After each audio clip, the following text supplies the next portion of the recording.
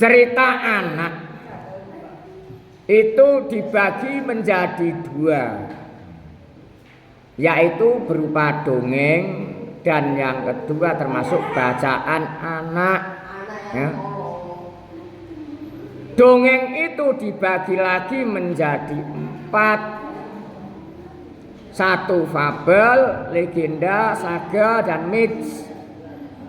Kalian harus mengerti apa yang dinamakan dongeng, apa yang dinamakan bacaan bocah.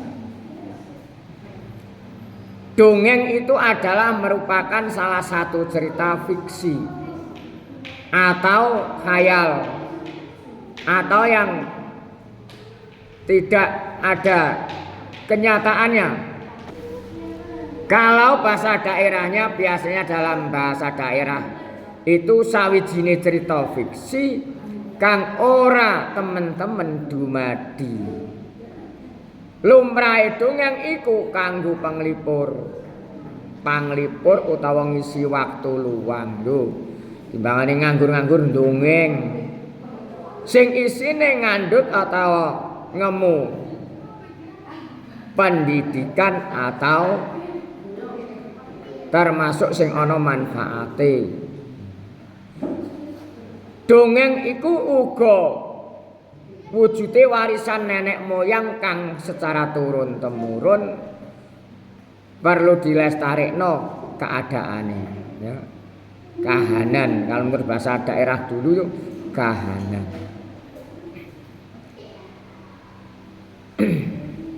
Isi dongeng itu juga bisa dibuat untuk apa? Menghibur, walaupun itu fiksi. Tapi dongeng ini sudah menjadi karya sastra yang bisa membangun salah satunya karakter anak untuk belajar utawa ngrembakake imajinasi. Dongeng kebagi ana 4 werna. Ya iku mau diantarane nomor 1 sing diarani yang berhubungan dengan hewan fabel,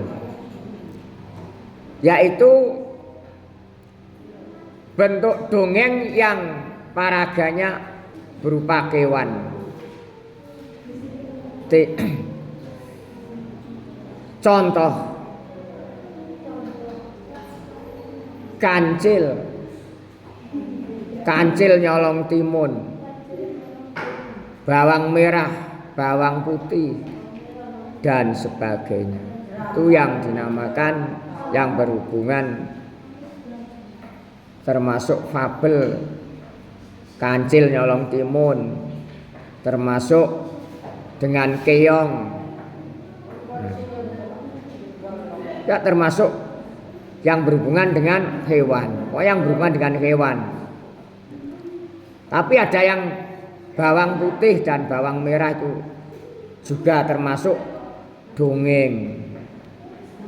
Yang dimaksud fabel yang ada hubungannya dengan hewan atau binatang. Yang kedua legenda. Legenda ini ya berupa dongeng yang menceritakan keadaan alam. Legenda ini adalah berupa dongeng yang menceritakan keadaan alam atau salah satunya tempat dan sebagainya. Termasuk contoh legenda Telaga Toba, asal usul kota misalkan. Ini karena yang berhubungan dengan kota. Ini sudah sejak turun temurun cerita yang disebarkan secara lisan dari nenek moyang. Yang ketiga sagu, yaitu dongeng yang mengandung unsur sejarah. Sage itu kisah kepahlawanan nasional banyak sekali. Ini yang namanya sagu. Kisahnya misalkan Damar Wulan, Siung Wanara dan sebagainya. Yang keempat, mitse, yaitu yang berupa dongeng atau cerita yang berhubungan dengan babakan atau kapitayan masyarakat atau babakan dewa-dewa dan makhluk gaib. Ini yang ada hubungannya. Ini namanya myths. Misalkan ceritanya Nyi Roro Kidul, Dewi Sri dan sebagainya. Semua ini dinamakan adalah dongeng. Ciri-cirinya dongeng itu gimana?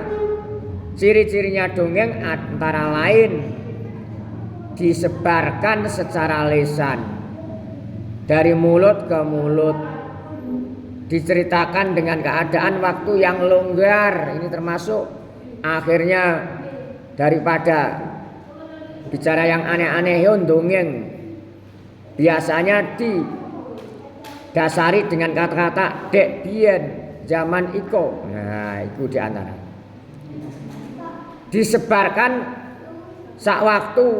waktunya yang cukup. Ceritanya itu cekak, pendek, dan juga mudah dimengerti. Kebiasaannya kata-kata pambuka ana tembung dek zaman biyen atau zaman iko utawa waktu semono. Dhisik-dhisik iko lho upamane. Iku biasane nggo kata-kata ngono. Sifate fiktif, ora nyata, khayalan. Ini yang dinamakan dongeng, ya. Dongeng.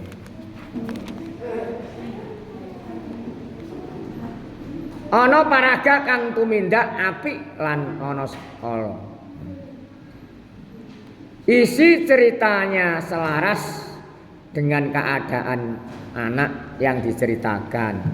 Seusianya anak misalkan diceritakan waktu dulu begini anak, waktu mbiyen gek iko lah, bocah-bocah biasane sepaneng terpancing seakan-akan sungguhan. Ini melihat keadaan karena usia anak-anak juga belum bisa memikir yang lebih luas. Kalau ada cerita senang dan sebagainya, yang penting tidak bermasalah, itu yang penting. Mengandung pitutur, ya, ini ada termasuk ciri-cirinya, mengandung pitutur atau pendidikan yang baik yang bisa mendidik anak, walaupun itu cerita fiktif lewat dongeng-dongeng itu. Misalkan di sini ada dongeng ula lan tikus, kan disecahno. Dek jaman biyen ing sawijining bulak ana ula kang pinuju luwe iki ulane lesu. Mesakake dhewean ora duwe panganan saitik-setik ya. Ku nak ning ora-ora ana kewan loro, ula karo tikus. Lah padahal ulane iku mau lesu. Tikuse sliwar-sliwer weruh ula iku minangka istilah mangsane sing apik dipangan. Dadi ula iku mau gak iso mlayu-mlayu kaya tikus iku mau. Dadak tikuse iku mau pamane ngece. Awake ula iku mau teko tlosar-tlosor. Tapi nak sifate tikus senenge riwariwi gondoli bentuk makanan apa sing dikarepno digawa ning sarangi utawa ning panggonane tikus. Ngasek tuk ngono jan. Lah akhirnya kepiye? Pendeknya cerita karena ceritanya panjang, karena sudah tahu tikus akan menjadi mangsanya ular, akhirnya tikus tuh merayu. Aku aja tok pangan ibarate. Engko nek aku tok pangan wis gak ana kancane, aku ning kene iki ning ora-ora ming ngaroni mbek awakmu ula. Lah engko nek aku tok pangan awakmu ijenan gak ana sing ngancani. Akhirnya pikir-pikir, oh iya ya jari ulane. Wis saiki mlaku bareng-bareng lan golek pangan bareng-bareng ning donya iki mau ning ora-ora ya sik ana kancane. Lah ya mula tikuse ini. Mulane ula, aku aja tok pangan, ayo sampean angen-angen. Nek aku tikus ki mau awake aku tikus ki mau tikuse. Nek tok pangan awakmu wis gak ana kancane meneh ijenan. Gak weros liwar-liwere sing jenenge tikus munine cit cit cit cit. Lah iku kok upamane ngono. Iku mau diarani dongeng, arane dongeng fiksi, ya. Hanya suatu khayalan yang bisa menghibur termasuk usia anak menurut keadaan. Mudah-mudahan kita hidup di dunia ini bisa menyesuaikan keadaan dengan catatan yang baik, yang tidak mengganggu lingkungan, tidak mengganggu orang lain, baik untuk diri sendiri dan baik untuk orang lain. Termasuk sebaik-baiknya orang adalah yang bisa memberikan manfaat kepada orang lain. Semoga kita menjadi orang yang khairun nas, anfa'uhum linnas, amin ya rabbal alamin. Mudah-mudahan ilmu kita mendapatkan ridho Pak Ibu guru, mendapatkan ridho Allah Subhanahu wa taala. Allahumma amin ya rabbal alamin.